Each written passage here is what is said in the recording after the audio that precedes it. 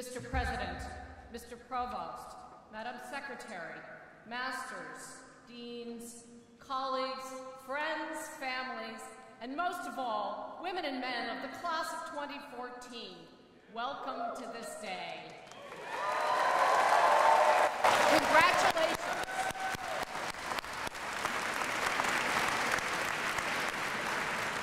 I now call on the University Chaplain.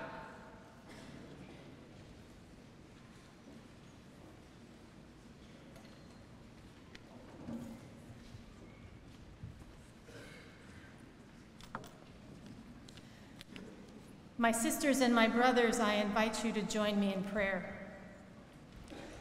Almighty and loving God, in the majesty of this life moment, we, your beloved children of different colors, creeds, generations, stories, and tongues, are gathered in this place as one human family, united in jubilant celebration. We are filled with gratitude for our families, friends, teachers, and guides. Their arms have sheltered us, their shoulders have boosted us, and today their hearts soar for us.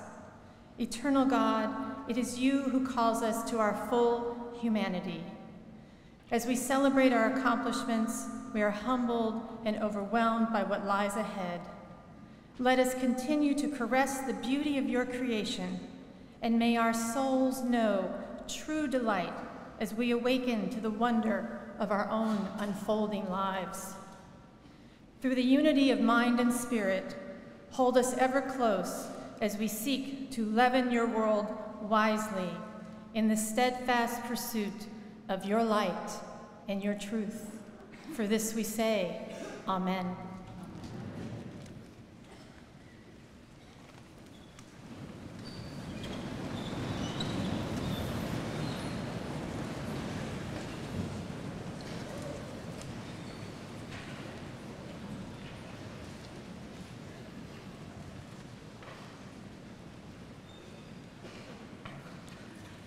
Send forth your light and your truth.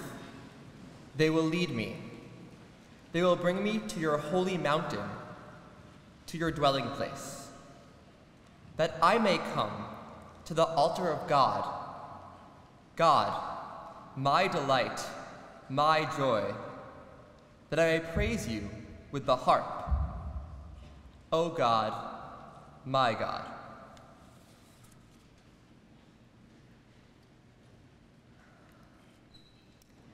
You are the light of the world. A city built on a hill cannot be hid. No one, after lighting a lamp, puts it under a bushel basket, but on the lampstand, and it gives light to all in the house. In the same way, let your light shine before others, that they may see your good works and give glory to your Father in heaven. Oh, no fire has touched it. Light upon light. God guides whom he wills to his light. God makes parables for humanity, and God has knowledge of everything.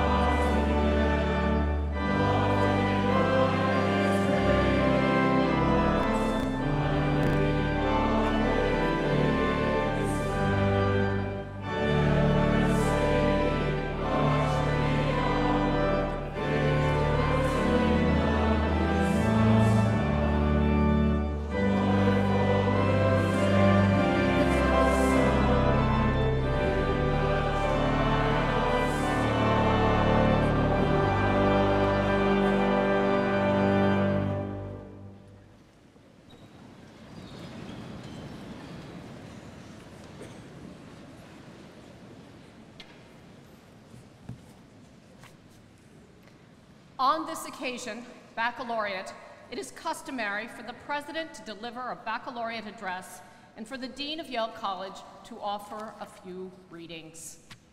But wait, weren't we here just a minute ago? I feel as though you and I were just meeting in your freshman year.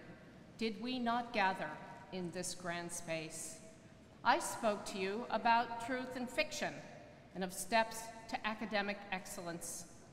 Perhaps you have forgotten the words, but I bet you do recall that there was a little insert of paper in the program.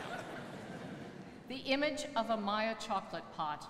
You rolled it into a little paper cylinder and we raised it on high. Let's return to that moment and celebrate this day with chocolate, yes? And with another Native American ritual, which will be part of Class Day ceremony as well. These and cries of joy, aya, all appear in this poem, traditionally attributed to a great Aztec king and poet, Netzahualcoyotl, or Hungry Coyote. Stand up, beat your drum, give of yourself, no friendship, aya. Let your hearts be taken with many colors, Yawaya. Only here perhaps are lent to us our tobacco pipes, our flowers, Owaya, Owaya. I drink cocoa, with it I am glad. My heart takes pleasure, my heart is happy, Owaya, Owaya. As you have traveled through the Yale curriculum, you have changed. You have acquired new knowledge, much of it useful, and some of it downright quirky. You have learned how to ask better questions.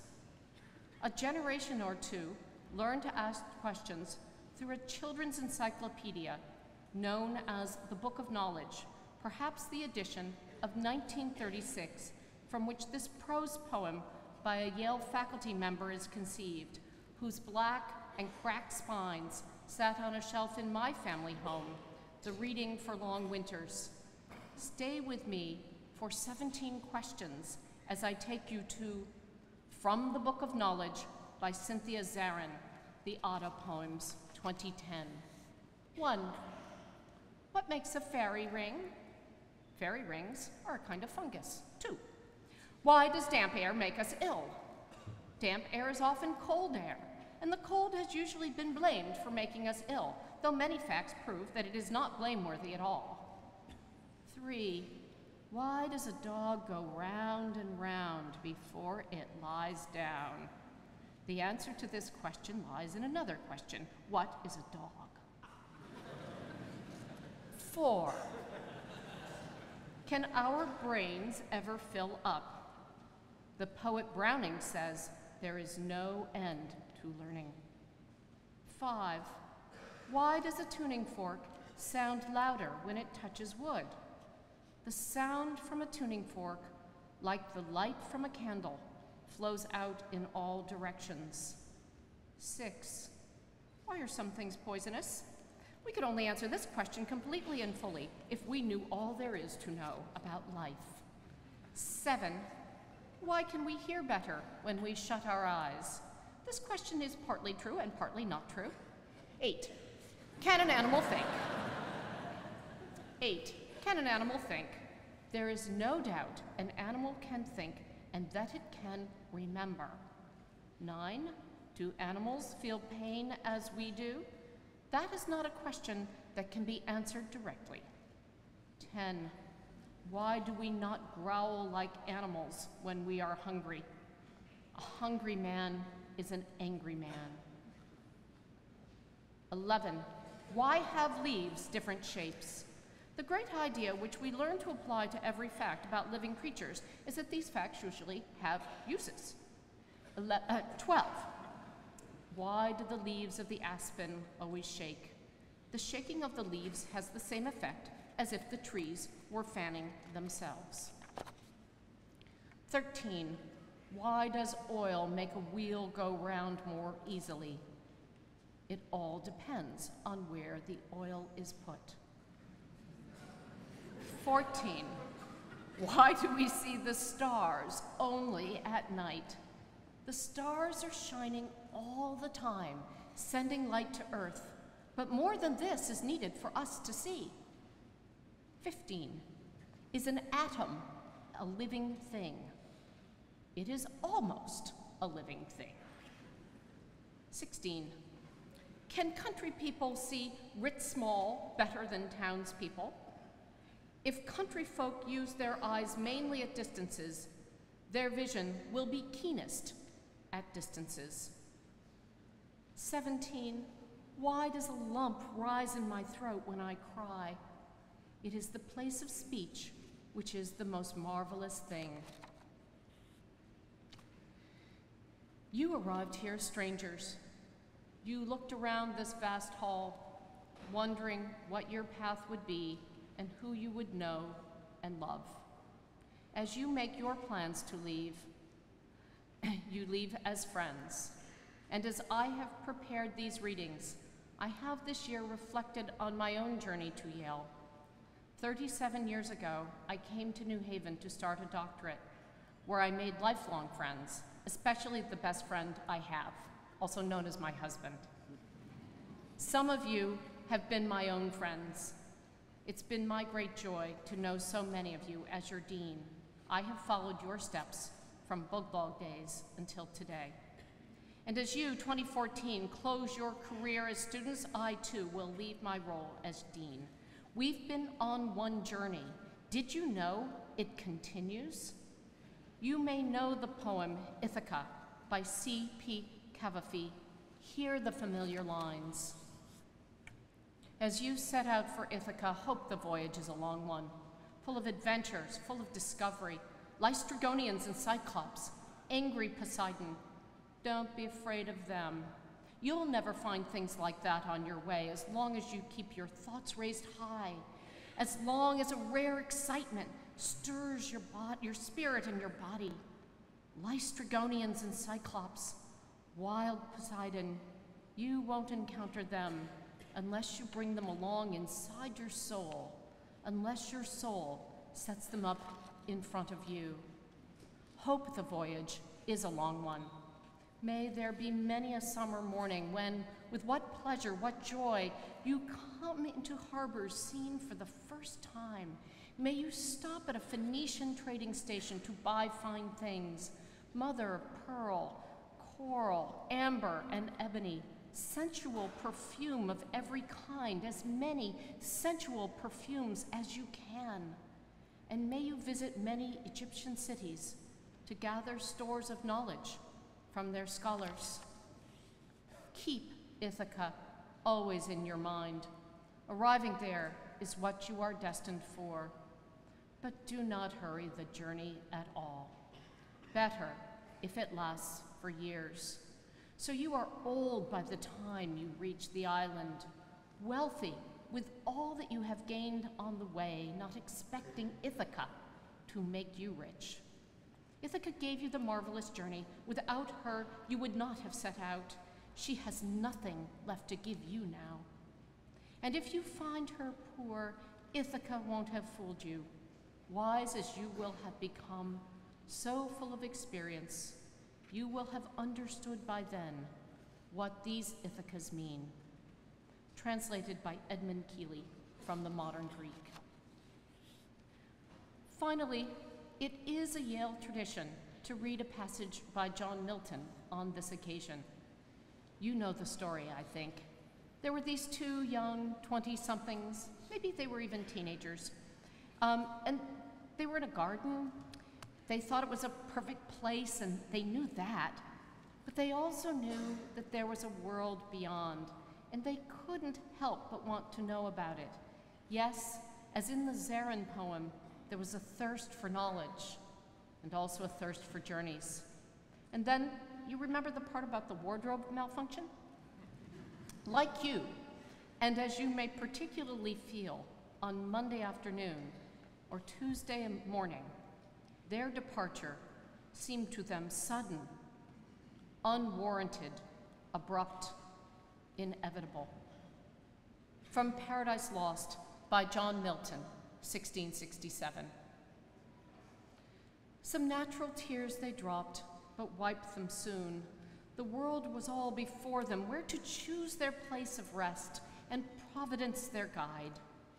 They, hand in hand, with wandering steps and slow, through Eden, took their solitary way. Congratulations, class of 2014.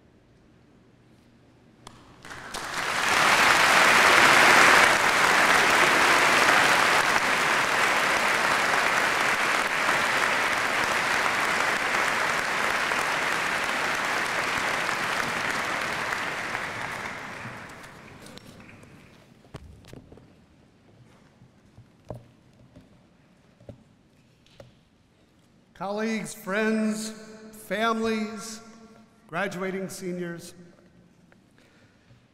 It's really a pleasure to greet you today and offer a few words on this celebratory weekend. Over the years, I've participated in the baccalaureate service in various roles.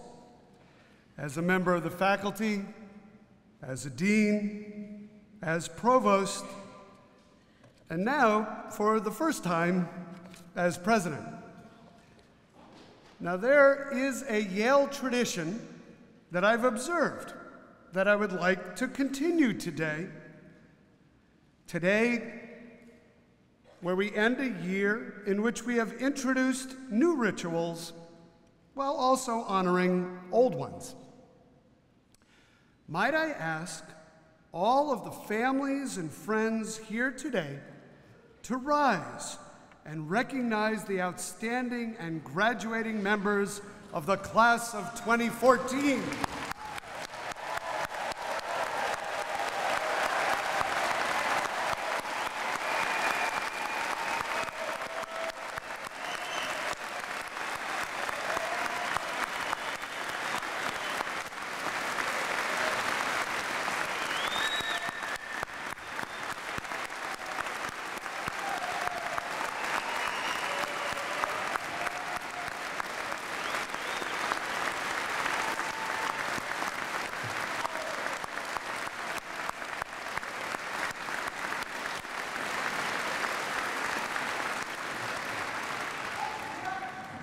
That was great. Now, might I ask the class of 2014 to consider all those who have supported your arrival at this milestone and to please rise and recognize them.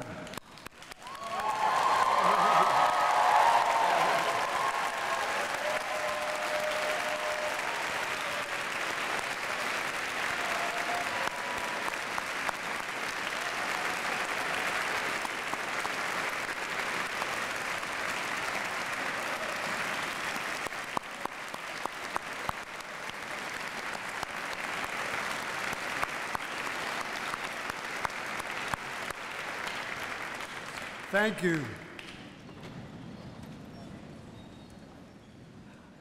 I delight in this custom not merely because it is lovely in its own right, but also because my baccalaureate remarks today focus on gratitude. I talk about gratitude in part because I'm so thankful for the dedicated leadership of Yale College that Dean Miller has provided since December 2008, and also in part because gratitude turns out to be one of the keys to happiness. For most of my adult life, I've been a student of human emotion. It is the basis for my academic career and one of the passions of my professional life. And while there is a large and growing body of scholarly literature on emotion, it might surprise you that the psychological literature on gratitude is rather meager. Laboratory experiments exploring gratitude are few and far between. Field studies of how children learn to say thank you are viewed as quaint and old-fashioned. We all know, each of us in our own minds, what it means to be grateful, particularly on a weekend like this one. But until the last decade, gratitude almost never appeared in handbooks and encyclopedias of human emotions compiled by psychologists. And the neglect of serious consideration of gratitude is not limited to psychology. Aristotle, for example, did not include it on his famous list of human virtues. But even if psychology and Aristotle neglected gratitude, many philosophers, from Cicero to Seneca to Aquinas to Spinoza to Hobbes to Hume and Kant, many philosophers acknowledge that the ability to express gratitude is not just socially polite, but also a core human capacity. These philosophers worry that societies characterized by ungrateful people, by ingrates, might be unfair and unjust and turn to vengeance and destruction. The fact that there has been so little attention paid to gratitude in my field of psychology, the fact that you and I might not pay enough attention to it, could be because the need to express gratitude reminds us that we are not entirely in control, that we might be indebted or dependent, that our destiny is not entirely in our own hands. Indeed, that on occasion we are vulnerable. As one of my favorite contemporary philosophers of emotion, the late Robert Solomon, liked to say, gratitude is an uncomfortable emotion because it forces us to recognize that none of us is wholly self-sufficient and without the need of help from others. Gratitude forces us to reflect on the limits to our sense of agency. Although one's heart might be filled with gratitude, expressing it might sometimes feel a bit uncomfortable. Even gratitude toward a higher power can make us squirm if it seems over the top, as when one of my favorite country music singers thanks the Lord for providing him with a Grammy Award.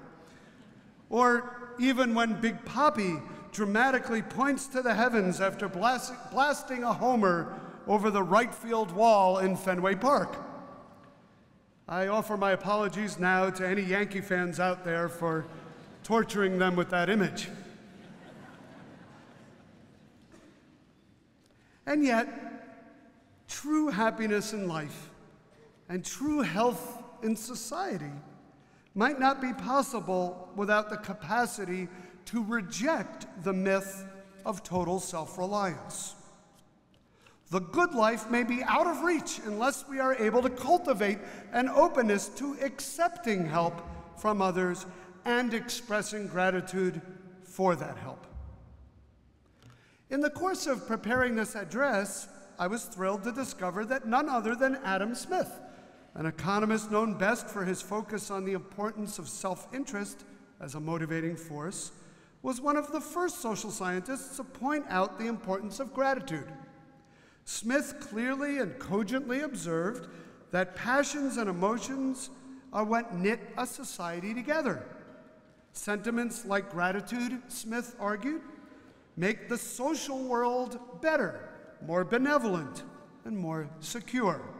Well, a social psychologist could not have said it better. There is no doubt that when we experience gratitude, it is difficult to feel negative emotions like envy, anger, or hatred at the same time. In fact, people who report that they express a lot of gratitude, people who respond positively to survey items like, I sometimes feel grateful for the smallest things, and I'm grateful to a wide variety of people. People who respond positively to those items also tend to score high on psychological measures of what is called subjective well-being, that is, satisfaction with their lives. Why might that be? Well, one human tendency that is incompatible with expressing gratitude is social comparison, especially the insidious tendency to compare ourselves with those who have more than we do. It appears that people who feel gratitude are less likely to envy others, and thus they avoid an emotion that can be quite corrosive. Moreover, grateful people seem to be far more able to cope with the stresses and strains of life. They are more resilient because they find the good even in difficult circumstances, and other people like them better. What's more, people are more willing to come to the assistance of others who have expressed gratitude toward them in the past. To quote that great 21st century philosopher, Justin Timberlake, what goes around comes all the way back around. Psychologist Barbara Fredrickson argues that feelings of gratitude broaden one's mind. That is, they allow you to consider a wider and more creative array of possibilities, options, and alternative courses of action. This broadening of the mind produces a sense of personal resourcefulness and self-efficacy. Fredrickson contends that these feelings foster a desire to empathize with and help other people, and to consider a wider array of potential ways to be helpful that go far beyond simple reciprocity or tit for tat. The origins of this sort of behavior can even be observed in non-human primates like chimpanzees. When one chimp shares food with another chimp, and the chimp who received the food throws his arms around the food-sharing chimp in a warm hug. Or when one chimp grooms another chimp, and then a day or two later, the recipient of the grooming shares food with the groomer. You probably think I got all this from watching The Lion King. But as these examples suggest, gratitude might be a key to social harmony. Indeed, gratitude may strengthen one's sense of belonging to a community, of obligations to being a good citizen, and of loyalty to the greater good. Perhaps this social reinforcement is why gratitude seems to be observed in various forms across all cultures. Communities in which gratitude is expressed publicly become knitted together through a shared sense of appreciation for everyone's contributions. Public ceremonies and other displays of gratitude encourage a kind of optimism and a shared sense of purpose. So, let's get back to talking about you. You, soon-to-be graduates of Yale College. You are likely feeling gratitude today. The trouble is, you owe so much to others that you can never fully repay them for the great things you receive in life. And on a day when you are receiving so much warmth, so many congratulations, it is always good to remember that no great gift you have been given, the opportunity for an education which you earned but also received, no truly great gift can ever be repaid. Instead, it must be paid forward, and it is up to you to pass this gift on to others in the next generation in the same way you received it. Former U.S. Poet Laureate Billy Collins captures these feelings in a poem written for his mother called The Lanyard. And because Mother's Day was only a week ago, it seems appropriate to read it to you on this occasion. The other day, I was ricocheting slowly off the blue walls of this room, moving as if underwater from typewriter to piano, from bookshelf to envelope lying on the floor, when I found myself in the L section of the dictionary, where my eyes fell upon the word lanyard. No cookie nibbled by a French novelist could send one into the past more suddenly. A past where I sat at a workbench at camp by a deep Adirondack lake, learning how to braid long, thin plastic strips into a lanyard, a gift for my mother. I had never seen anyone use a lanyard or wear one, if that's what you did with them. But that did not keep me from crossing strand over strand again and again until I made a boxy red and white lanyard for my mother. She gave me life and milk from her breasts, and I gave her a lanyard.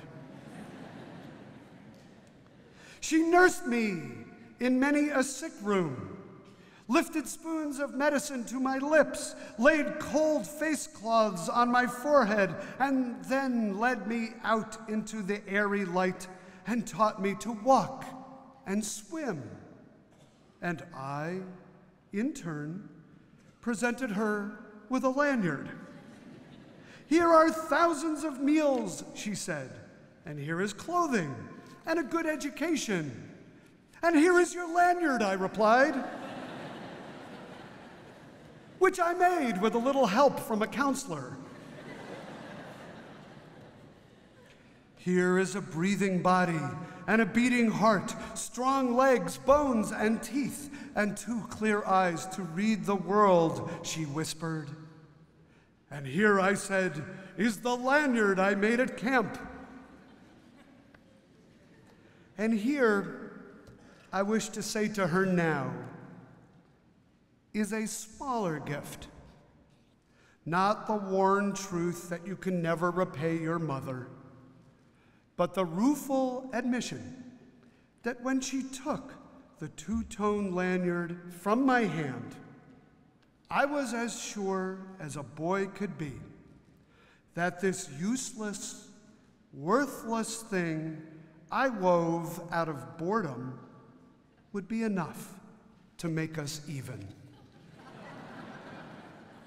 So, seniors, my message today is not you need to thank your mothers, although that would not be such a bad idea, but rather you should spend at least a few moments, in spite of all the hoopla this weekend, thinking about all those individuals who helped you get to this place in your lives, all those individuals who you can never repay.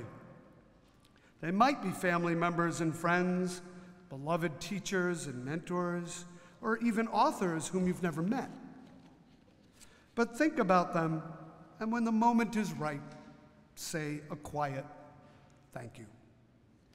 As William Lyon Phelps, a distinguished professor of English at Yale in the early part of the 20th century, once wrote, gratitude begets happiness. The more one gives, the more one has left. Women and men of the class of 2014.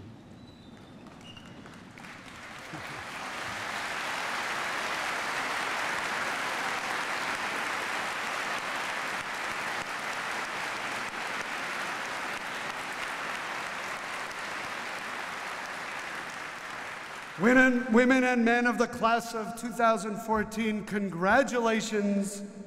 We are delighted to salute your accomplishments. We are overjoyed to celebrate with you. We are proud of your achievements. Remember to give thanks for all that has brought you to this day, and go forth from this place with grateful hearts, paying back the gift you have received here by paying it forward for others. Congratulations.